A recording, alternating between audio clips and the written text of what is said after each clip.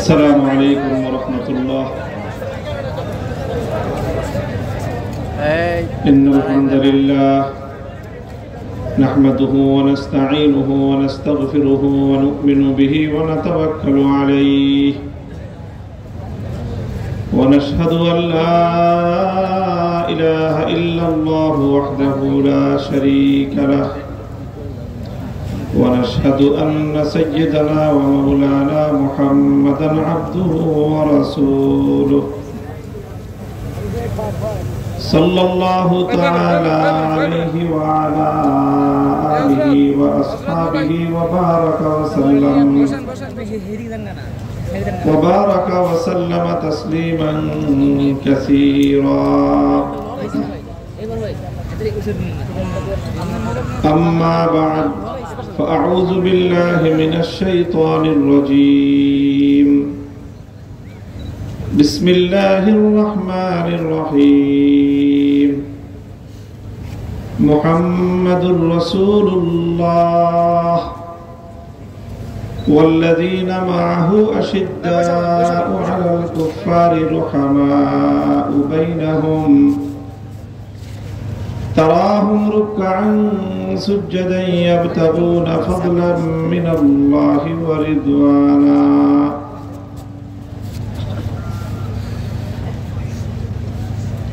سيماهم في وجوههم من أثر السجود. بارك الله لنا ولكم في القرآن العظيم ونفعنا وإياكم بالآيات والذكر الحكيم. اللهم صل على محمد وعلى آل محمد كما صليت على إبراهيم وعلى آل إبراهيم إنك حميد مجيد. اللهم بارك على محمد وعلى آل محمد كما باركت على إبراهيم وعلى آل إبراهيم إنك حميد مجيد.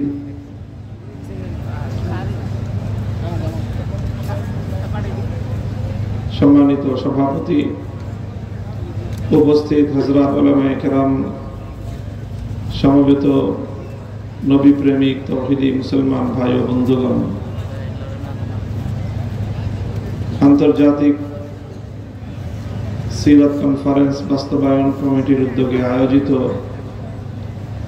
আজকের এই সিরাত কনফারেন্সে আল্লাহ পাক রব্বুল আলামিন আমাদেরকে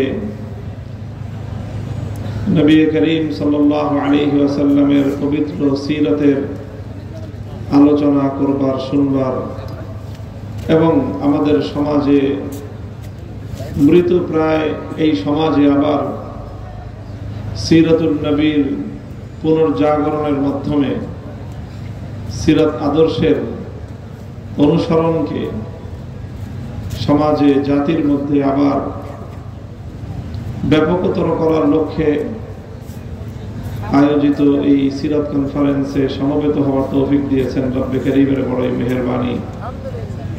আল্লাহর দরবারে কালিমাত শুকরের হাদিয়া পেশ করে আলহামদুলিল্লাহ। রাসূল আকরাম সাল্লাল্লাহু আলাইহি ওয়াসাল্লামের সিরাত, নবীর জীবন এক মহা সমুদ্র। উম্মার জন্য, মানব জাতির জন্য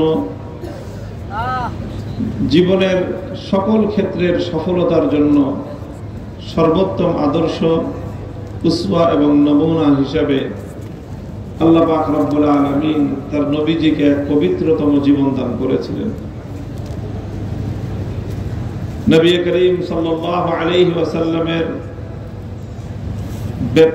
বিশাল এবং পরিব্যাপ্ত এই জীবনকে কখনো খুব সংক্ষিপ্ত শব্দের মাধ্যমেও ব্যক্ত করা হয়েছে, আবার সবিস্তারেও অনেকে আলোচনার প্রয়াস পেয়েছেন।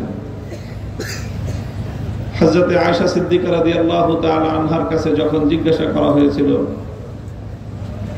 কাইফা কানা খুলুকুন নবী সাল্লাল্লাহু আলাইহি ওয়াসাল্লাম, যে আমার নবীর জীবন চলার পদ্ধতি, নবীজির আচার ব্যবহার কেমন ছিল।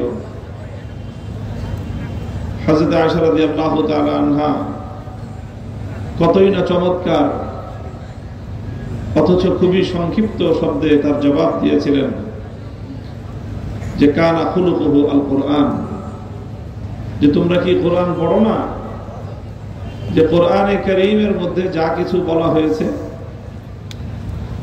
কোরআনে কারীম যেই তত্ত্ব এবং যেই ফালসাফা, যে জীবন দর্শন কোরআনে কারীম আলোচনা করেছে, তারই প্র্যাকটিক্যাল এবং বাস্তব জীবন্ত নমুনা ছিল রাসূল সাল্লাল্লাহু আলাইহি ওয়াসাল্লামের আদর্শ।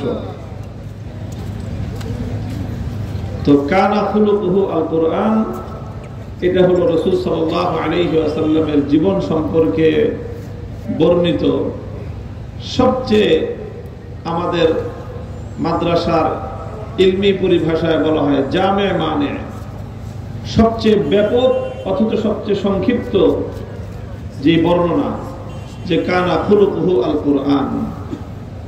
কোরআনে কারীমের যে কোনো হেদায়েতের কথা, যে কোনো দিক নির্দেশনার কথা নিয়ে যদি আমরা আলোচনা করি, তাহলে সেখানে রাসূল সাল্লাল্লাহু আলাইহি ওয়াসাল্লামের সিরাত এবং জীবনী থেকে আমরা তার প্র্যাকটিক্যাল নমুনা পেয়ে যাব। লা ইউমকিনু সানাউ কামা কানা হাক্কুহু বা'দা খুদা বুজুর্গ তুই কিসসা মুখতাসার, যে আল্লাহ রাসূল সাল্লাল্লাহু আলাইহি ওয়াসাল্লামের প্রশংসা করতে গেলে সেটা নবী যেমন ছিলেন তেমনটি প্রশংসা করা দুনিয়ার কোনো মানুষের পক্ষে সম্ভব নয়। দুনিয়ার কোনো মানুষ তার নিজের ভাষার মাধ্যমে নবী করিম সাল্লাল্লাহু আলাইহি ওয়াসাল্লামের যথাযথ পরিচয় তুলে ধরতে পারবে না। শুধু একটা কথাই বলা যায়, বাদাস খোদা বুজুর্গ তুই, যে আল্লাহর পরে, স্রষ্টার পরে গোটা সৃষ্টি জগতের মধ্যে সর্বশ্রেষ্ঠতম সত্তা, পবিত্রতম সত্তা, নিষ্কলুষ সত্তা, পূর্ণাঙ্গ সত্তা, সুন্দরতম সত্তা মুহাম্মদ সাল্লাল্লাহু আলাইহি ওয়াসাল্লাম।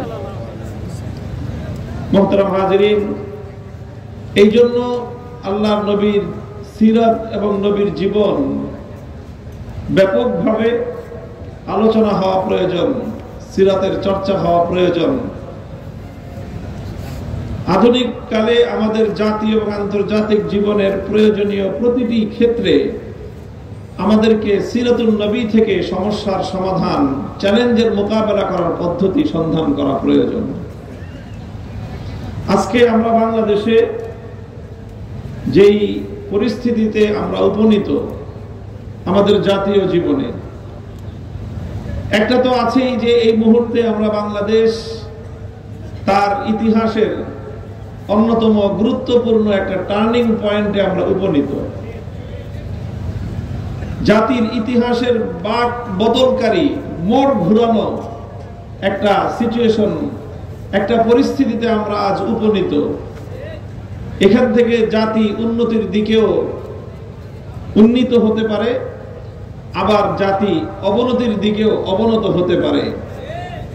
তো আমাদের এই উভয় সম্ভাবনার মধ্য থেকে জাতিকে যদি আমরা উন্নতির দিকে উন্নত করতে চাই, উন্নতির দিকে যদি আমরা ধাবিত করতে চাই, তাহলে আমরা যারা আল্লাহ রাসূল সাল্লাল্লাহু আলাইহি ওয়াসাল্লামের আদর্শের অনুসারী বলে নিজেদের পরিচয় দেই, আমাদের সবচেয়ে বড় দায়িত্ব হলো আজকের এই প্রেক্ষিতে সিরাতুন নবীর আদর্শকে সমাজে বাস্তবায়ন করার জন্য সম্মিলিত উদ্যোগ গ্রহণ করা।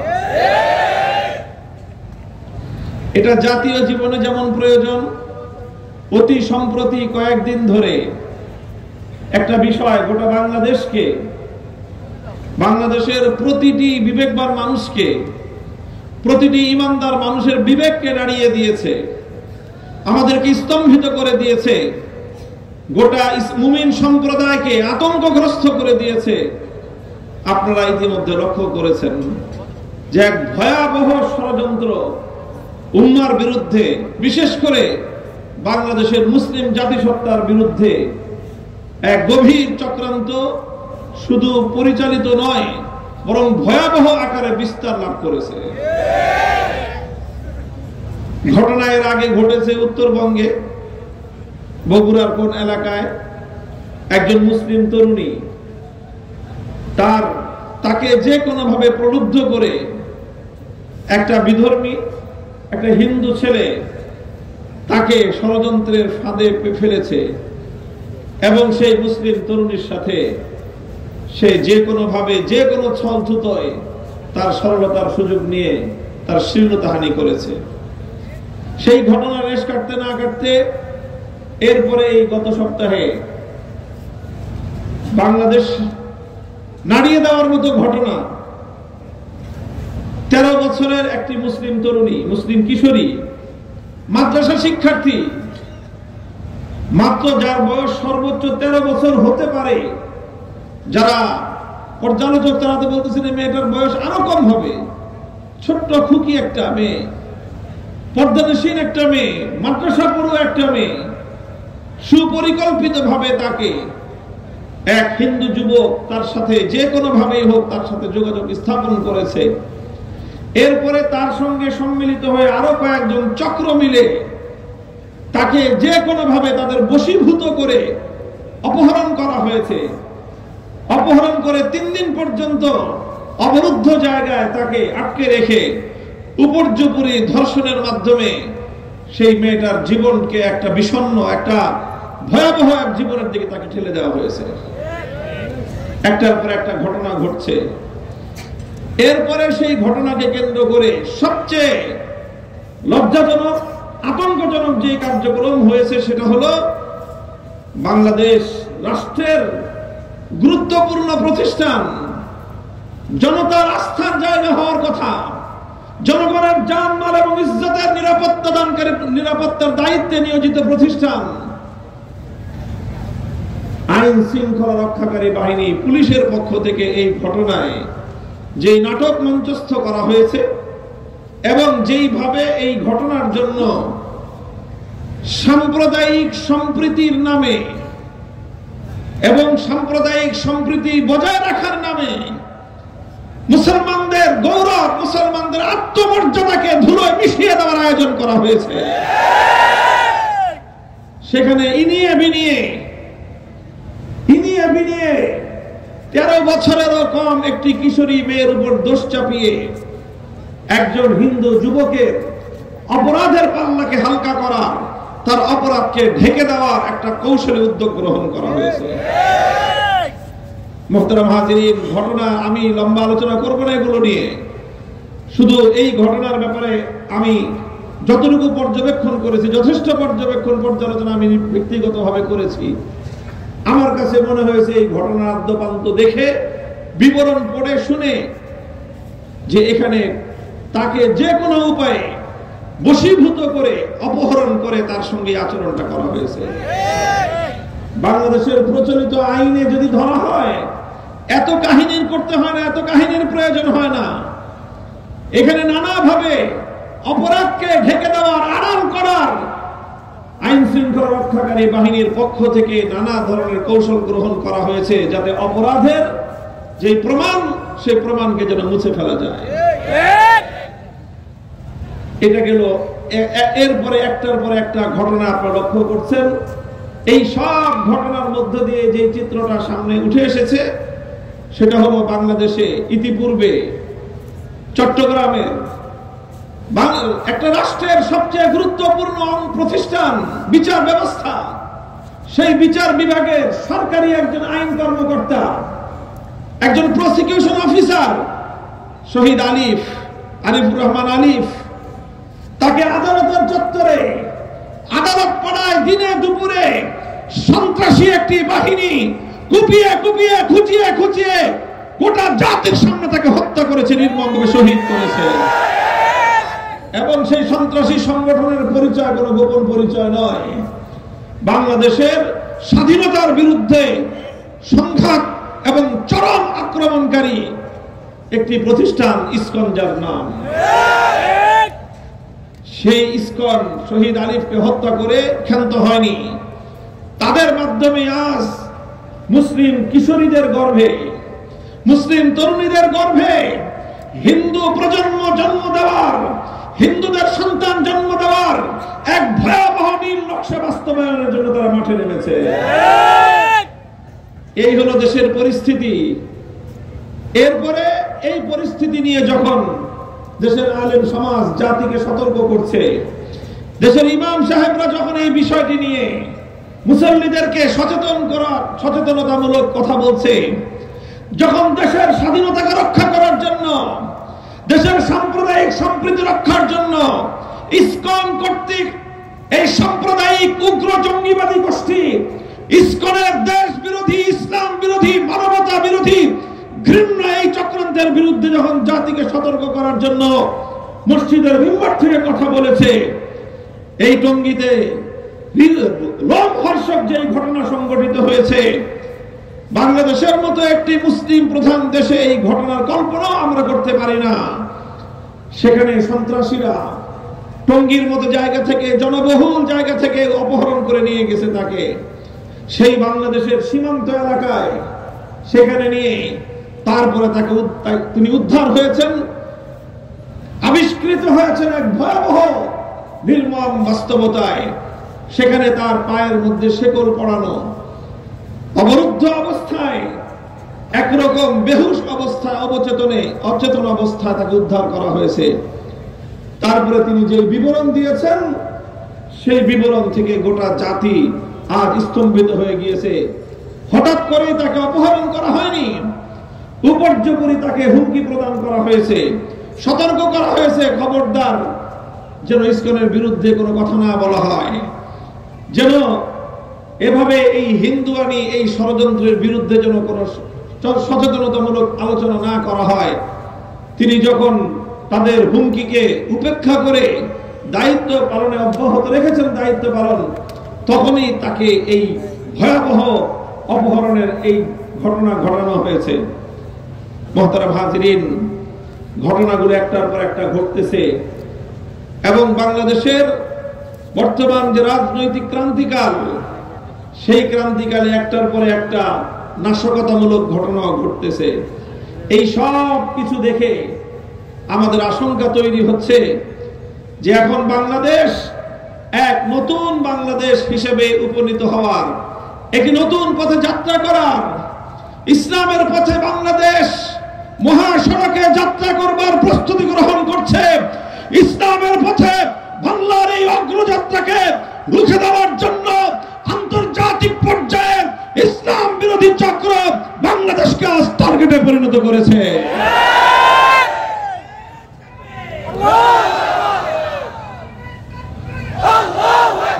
মুহতারাম হাজিরিন, সিরাতুন নবী সাল্লাল্লাহু আলাইহি ওয়াসাল্লাম থেকে এই পরিস্থিতিতে আমাদের করণীয় কি, আজকের সিরাত কনফারেন্সে আমি তার ছোট্ট একটা দৃষ্টান্ত খুঁজে দেখার চেষ্টা করব।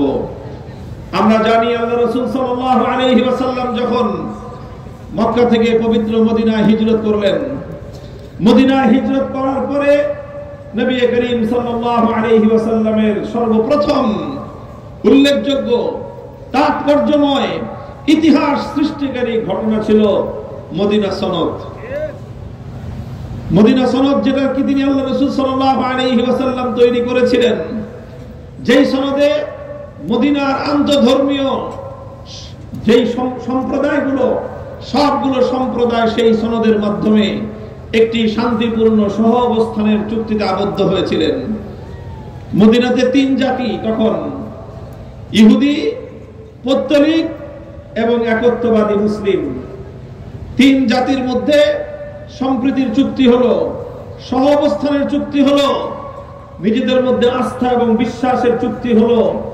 কেউ কারো বিরুদ্ধে ষড়যন্ত্র করবে না, কেউ কারো বিরুদ্ধে চক্রান্ত করবে না, কেউ কারো বিরুদ্ধে হামলা এবং আক্রমণ পরিচালনা করবে না, কেউ কারো বিরুদ্ধে শত্রুর সাথে হাত মেলাবে না। এই জাতীয় সুস্পষ্ট দফাগুলোর ভিত্তিতে মদিনা সনদ স্বাক্ষরিত হলো। মদিনা সনদের সর্বপ্রথম বড় ধরনের ভঙ্গ হলো একটি ঘটনাকে কেন্দ্র করে। মদিনাতে ইহুদি যে সম্প্রদায়গুলো ছিল, তার মধ্যে উল্লেখযোগ্য সম্প্রদায় গণনা করতে গেলে তিনটি সম্প্রদায় হয়: বনু নজির, বনু কুরাইজা, বনু কাইনুকা। বনু কাইনুকা, বনু নজির আর বনু কুরাইজার পরেই যাদের অবস্থান ছিল মদিনায়। আল্লাহ রাসূল সাল্লাল্লাহু আলাইহি ওয়াসাল্লাম যখন ইসলামী ইতিহাসের প্রথমবারের মতো বদরের রণাঙ্গনে মক্কার কুরাইশদের বিরুদ্ধে যুদ্ধে অবতীর্ণ হলেন, 313 জন সৈনিক নিয়ে আল্লাহর পয়গম্বরের নেতৃত্বে বদর যুদ্ধে আল্লাহ পাক রব্বুল আলামিন ইসলাম এবং মুসলমানদেরকে ঐতিহাসিক বিজয় দান করলেন। যে বিজয়ে মুসলমানদের মনোবল আকাশচুম্বী উত্তোলিত হলো, মুসলমানদের আত্মবিশ্বাস বেড়ে গেল। আল্লাহ পাক রব্বুল আলামিন বদরের যুদ্ধের মাধ্যমে ইসলামের এক নতুন যাত্রা সূচনা করলেন এবং এই বদরের যুদ্ধে মক্কার কুরাইশদের কোমর ভেঙে গেল এবং ইসলামের এক অভাবনীয় উত্থান ঘটে গেল। ইসলামের এই উত্থানে মদিনার ইহুদিদের অন্তরের মধ্যে, তাদের মনে বিদ্বেষের আগুন জ্বলে উঠল, হিংসার আগুন। অথচ তাদের সাথে শান্তিপূর্ণ সহ অবস্থানের চুক্তি, সেই চুক্তি তারা উপর্যুপরি ভঙ্গ করতে লাগলো, মুসলমানদেরকে উত্তপ্ত করতে লাগলো। ইতিহাস লেখে ইহুদিরা তখন মুসলমানদেরকে দেখলেই বলতো, তোমরা মক্কার কুরাইশদের বিরুদ্ধে যুদ্ধে বিজয় অর্জন করেছো, তাই বলে মনে ভেবো না যে তোমরা ইহুদিদের সাথেও পারবে। মক্কার কুরাইশরা তারা যোদ্ধা জাতি না, যুদ্ধের কৌশল তারা জানে না, শিক্ষা দীক্ষা লাভ করে নাই, মূর্খ জাতি। এই জন্য তাদের বিরুদ্ধে তোমরা যুদ্ধ বিজয় অর্জন করেছো। যদি কোনোদিন ইহুদিদের সাথে তোমাদের যুদ্ধ হয়, সেদিন টের পাবা যে যুদ্ধ কত কঠিন এবং তখন তোমরা কোনোভাবেই আর বিজয় অর্জন করতে পারবে না। এই কথার মাধ্যমে মুসলমানদেরকে উপর্যুপরি তারা উত্তপ্ত করত, উস্কানি দিত।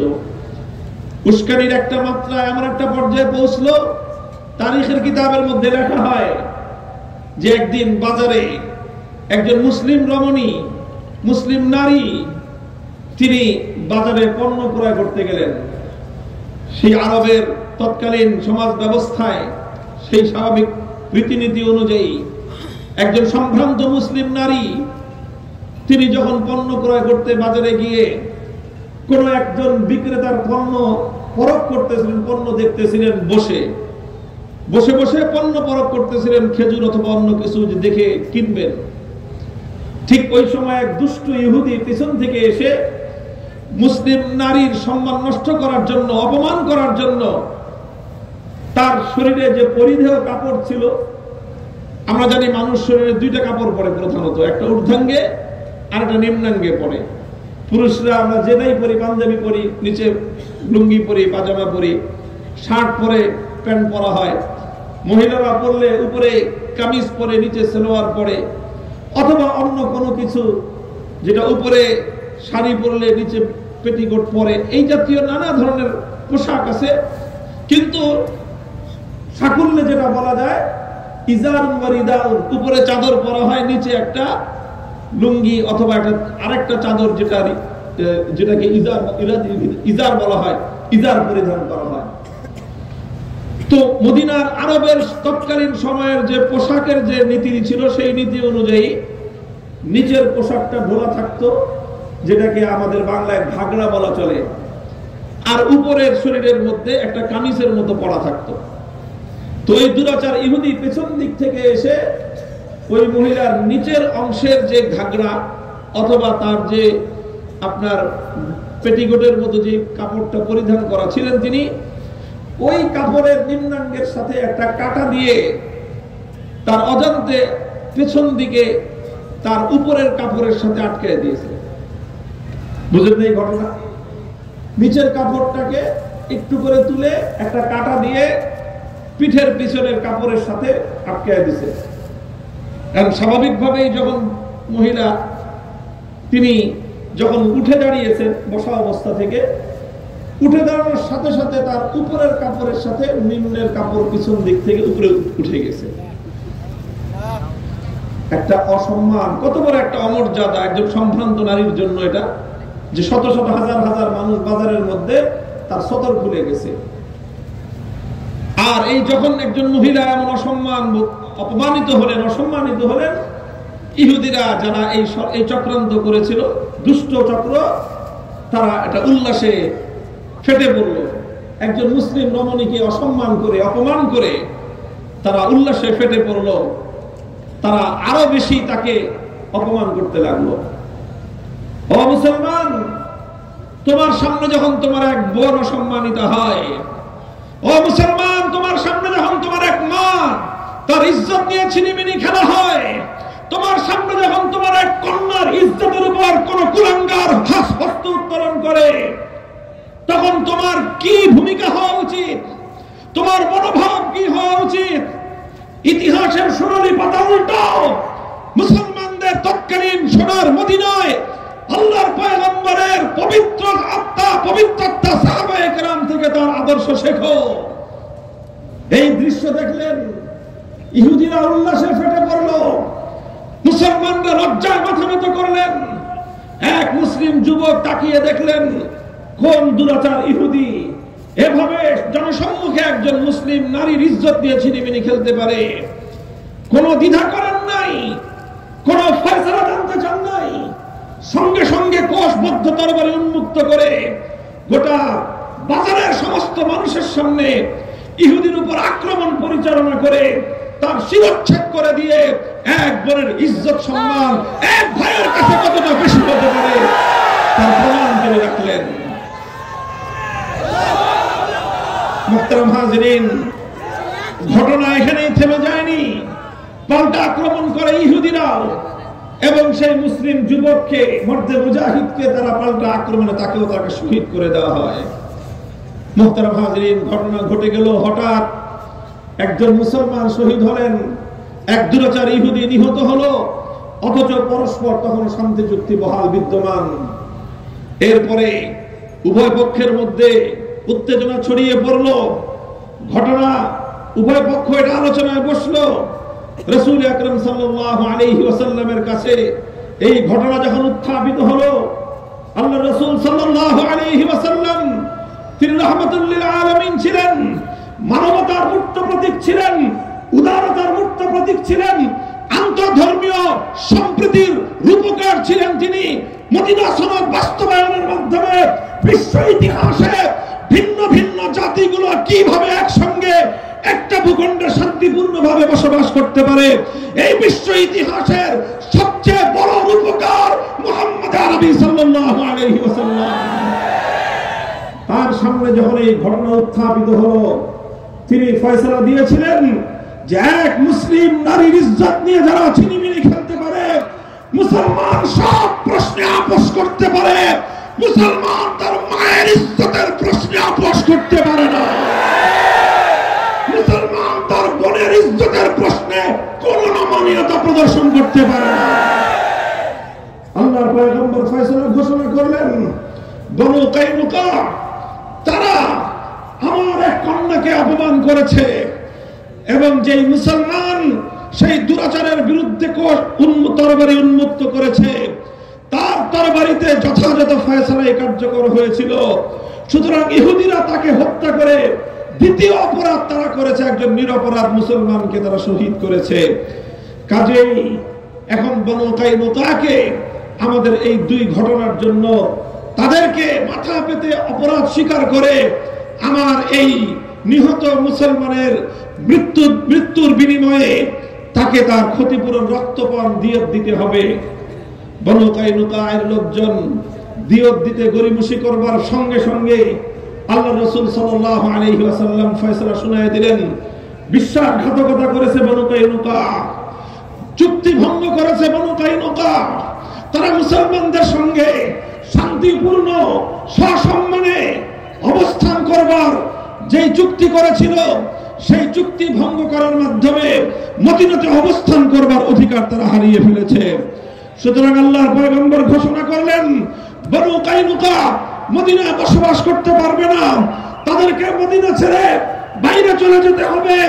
তাদেরকে নির্দিষ্ট সময়ের আলটিমেটাম ঘোষণা করে আমার নবী, বিশ্ব নবী রাহমাতুল লিল আলামিন সাল্লাল্লাহু আলাইহি ওয়াসাল্লাম বললেন, নির্ধারিত সময়ের পর অপরাধী গোত্র বনু কাইনুকার কোন ব্যক্তিকে যদি মদিনায় পাওয়া যায় তার বিরুদ্ধে মুহাম্মদ আরবির পক্ষ থেকে মৃত্যুদণ্ডের ঘোষণা করা হলো।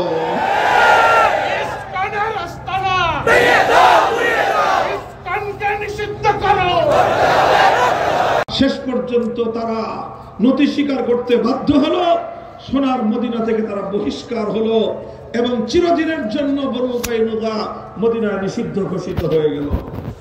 মুহতারাম হাজিরিন, এই হলো মদিনা সনদের বাস্তবায়নের সূচনা ঘটলো। আজ বাংলাদেশে আমাদেরকে সাম্প্রদায়িক সম্প্রীতির সবক শোনানো হয়।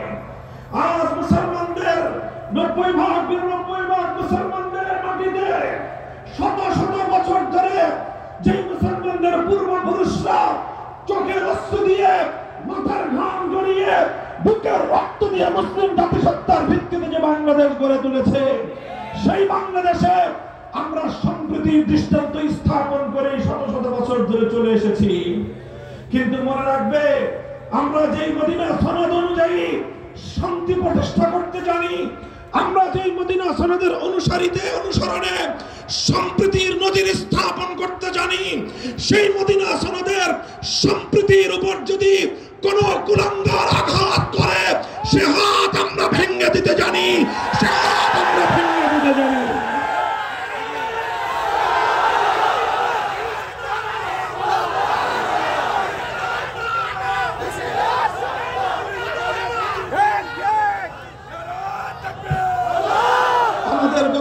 পরিষ্কার, এই যে আমাদের ভাই মসজিদের খতিবকে অপহরণ করা হলো, কারা করলো?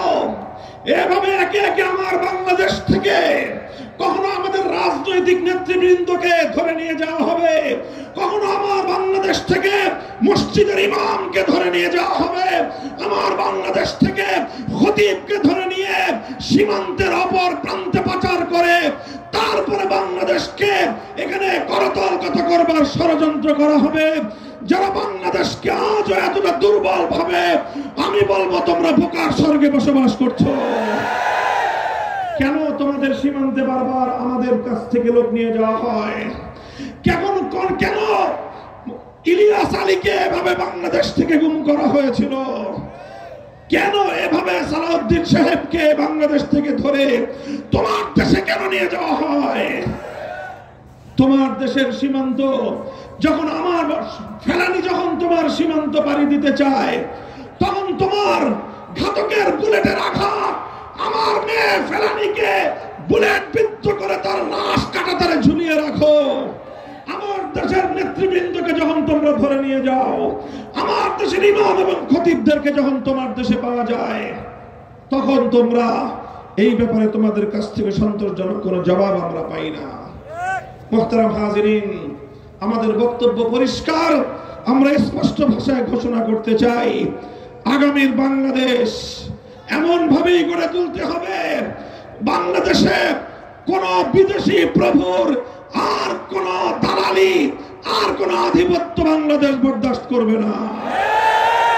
আগামীর বাংলাদেশ আমরা সেইভাবেই গড়ে তুলতে চাই।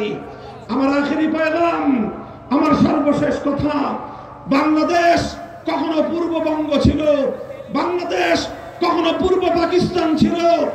আজ 54 বছর ধরে বাংলাদেশ নামে এগিয়ে যাচ্ছি আমরা। এই ইতিহাস প্রমাণ করে, বিগত 200-250 বছরের ইতিহাস, বাংলাদেশ এবং ইসলাম এক সূত্রে গাঁথা।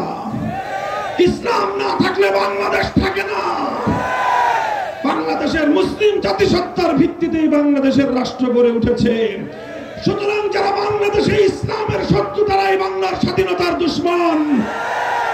আগামীতে বাংলাদেশের ঐতিহাসিক বাক বদলকারী টার্নিং পয়েন্টের প্রান্তে দাঁড়িয়ে আমরা বলতে চাই, 24 জুলাই বিপ্লবের পর বাংলার মানুষ আরেকটি বিপ্লব দেখতে চায়, আরেকটি অভ্যুত্থান দেখতে চায়। সে বিপ্লব হবে ইসলামের বিপ্লব, সে বিপ্লব হবে ইসলামী হুকুমত কায়েমের বিপ্লব। প্রস্তুত থাকবেন তো ইনশাআল্লাহ? আগামীর বাংলাদেশের মানুষ ইসলাম ছাড়া এদেশে আর কিছু দেখবে না ইনশাআল্লাহ। এদেশে ইসলাম না থাকলে, ইসলামী রাষ্ট্র প্রতিষ্ঠা যদি না করতে পারি আমরা, বাংলাদেশের স্বাধীনতা রক্ষা করা সম্ভব হবে না। ইসলামী রাষ্ট্র প্রতিষ্ঠার মাধ্যমেই সম্প্রীতি সত্যিকার অর্থে বাস্তবায়ন করা সম্ভব হবে। হিন্দুত্ববাদী চক্রান্তের হাত থেকে বাংলাদেশকে যদি আমরা উদ্ধার করতে না পারি, বাংলাদেশের স্বাধীনতা বিপন্ন হয়ে যাবে। আল্লাহ পাক রব্বুল আলামিন আমাদেরকে তৌফিক দান করুন। বাংলাদেশের সকল ইসলামপন্থীরা আমরা হাতে হাত রাখছি, ইনশাআল্লাহ আজান উঠবে। আজান, এই আজান যখন উঠবে গোটা বাংলাদেশের 55,000 বর্গ মাইল থেকে সকল ধর্মপ্রাণ মুসলমানদেরকে সাড়া দেওয়ার জন্য প্রস্তুত থাকতে হবে ইনশাআল্লাহ। নাসরুল মিনাল্লাহ ওয়া ফাতহুন কারীম ওয়া আখিরু দাওয়ানা আলহামদুলিল্লাহি রাব্বিল আলামিন। আলহামদুলিল্লাহ, আলহামদুলিল্লাহ। আপনারা সবাই বসুন। আমাদের শাইখকে আন্তর্জাতিক সিরাত কনফারেন্সের পক্ষ থেকে আমাদের সম্মানিত আহ্বায়ক